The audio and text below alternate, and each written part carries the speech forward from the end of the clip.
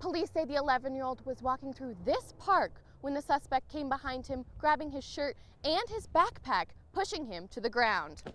A woman trusted to take care of a 95-year-old woman is now accused of stealing $16,000 from her. Investigators have found a security tape showing a school bus and a trailer at this very parking lot where the deadly shooting occurred. I'm here in Denver where last week it was a warm 60 degrees, but boy has it turned cold and extremely snowy. I'm here at Union Station where Governor Hickenlooper has moved his entire camp for the governor viewing party. One man is critically injured after a shooting that took place at this neighborhood in Denver. He then somehow managed to walk himself to the hospital. Police are still investigating how he got there to begin with. These tire marks are just part of what happened on an interstate in Brighton. Officers were dispatched to a rollover accident on Highway 85. And it was caused by something most drivers would never expect. During the investigation, it was discovered that shots were fired from one vehicle into another vehicle. When police arrived on the scene, the 6 people involved were attempting to get away. At the moment, we weren't sure why they were leaving the accident scene.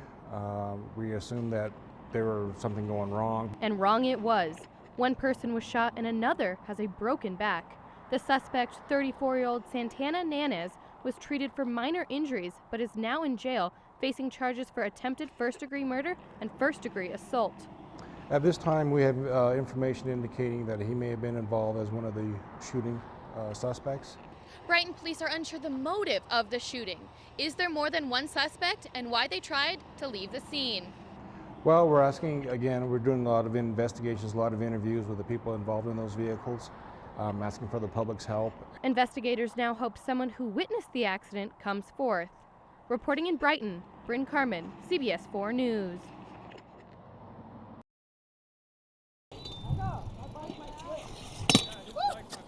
Pioneer Park is a common hangout spot for kids in Commerce City. It's pretty cool, I guess. Kids like Brian Casada are now worried about walking through the park after a child was nearly abducted. It feels scary, yeah.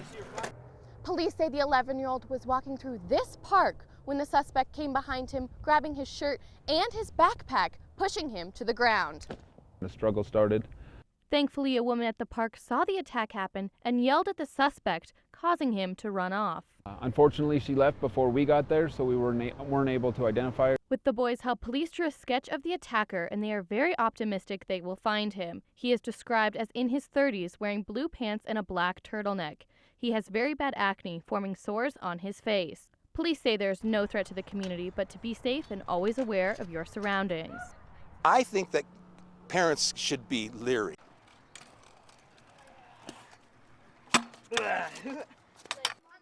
Reporting in Commerce City, Brynn Carman, CBS4 News.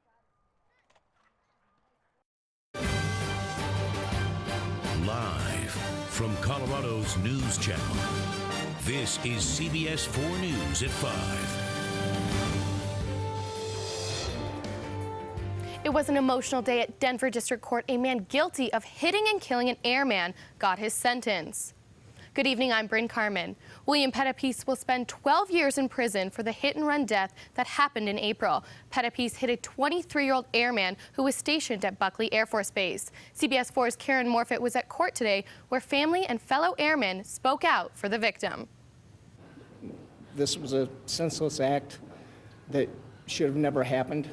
Walking out of this Denver courtroom less than a year after losing his son because of that act, Stacy Snyder knows the man responsible will spend the next 12 years in prison. Snyder was riding a motorcycle at the time of the accident. He was declared dead at the scene.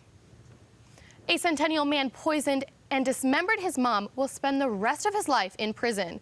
Today, an Arapahoe County District Court judge sentenced Ari Liggett to a life in prison. The 26-year-old was found guilty of first-degree murder of Beverly Liggett. He was arrested in October of 2012 when police found his mother's remains in the back of his car. When first charged, Liggett pled not guilty and claimed he was mentally ill. I think this was all part of his plan from the beginning, was to try to exploit whatever mental illness he had on board for his own personal gain.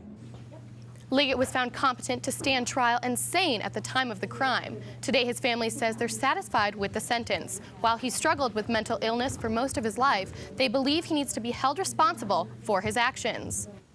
Developing news tonight, police in Evans are sorting through an apparent murder-suicide. Police found an injured woman and 2 bodies at a home in Evans. It appears a father and his daughter are dead. The mother suffered a gunshot wound to her head and was airlifted to a hospital in Denver. Her condition has not yet been released. Police went to the home after an employer called them, saying the father had missed work and was having personal issues.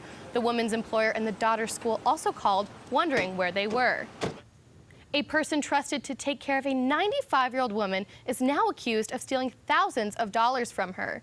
Amy Rivas is facing charges of theft from an at-risk adult and identity theft. Police say she wrote checks totaling $16,000 on Eleanor Alder's account.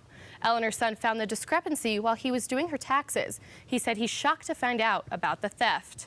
Mom's favorite caregiver was this person. She had let this person into her life. As far as she was concerned, it was like another daughter. It was also discovered that the caretaker, Amy Rivas, has 2 prior felony convictions for theft and identity theft. The treasurer of a foundation that honors those who serve our nation is facing embezzlement charges. CBS4's Stan Bush explains how other members of the foundation figured out what was going on. We were so close to getting it fully completed. We had the funds to complete in the bank. CBS has learned Williams will likely be charged with theft, a Class 4 felony. Earlier this morning, Copter 4 was over the aftermath of 2 fires in Weld County. The first happened at a barn near Greeley. Fortunately, there were no animals in the barn and the horses nearby were not hurt. Investigators are still trying to figure out what started that fire. Also this morning, an oil truck caught on fire. Crews were at the scene southwest of Eaton. The truck was parked by an oil rig. Authorities say no one was inside at the time. Investigators are still trying to figure out how it started as well. Tonight, we know the name of a worker killed on a fracking site yesterday. He was 36-year-old Matthew Smith of Brighton. The accident happened at a site in Weld County at the corner of Highway 66 and County Road 9.5. Smith died and 2 other workers were hospitalized. Investigators believe that a valve burst and the workers were hit by high-pressure water, one of the many dangers that oil and gas workers face on the job. One of the workers is in serious condition at Denver Health and the other is recovering at home. 2 men trapped on a dangling window washing platform are telling their story. It happened in New York at One World Trade Center. Juan Lopez and Juan Lismo were dangling for 2 hours, 68 stories above the ground. Firefighters had to cut through 3 layers of glass to rescue them. They say they panicked when the cable snapped, but once they calmed down, they knew that they would be okay. Honestly, happy to have made it. Got home to see my family another day, and I mean, as far as that, it's the most important thing. The most important thing is to be alive. And these men will return to work sometime next week, and they do hope to stay a little closer to the ground for a while. The Secret Service is promising to make changes after an intruder jumped the fence at the White House armed with a knife. After a thorough investigation of the incident, the Secret Service says several layers of security failed. Omar Jose Gonzalez was able to make it all the way into the East Room on September 19th.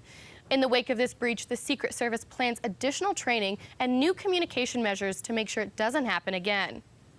A protest of standardized tests is in its 2nd day. The students took to the sidewalk to demonstrate against the testing. Coming up next, find out why they're refusing to take the test and why their parents support them. Plus, dozens of families were in court today, but for a good reason. We'll show you why this is a special day at the Denver County Courthouse.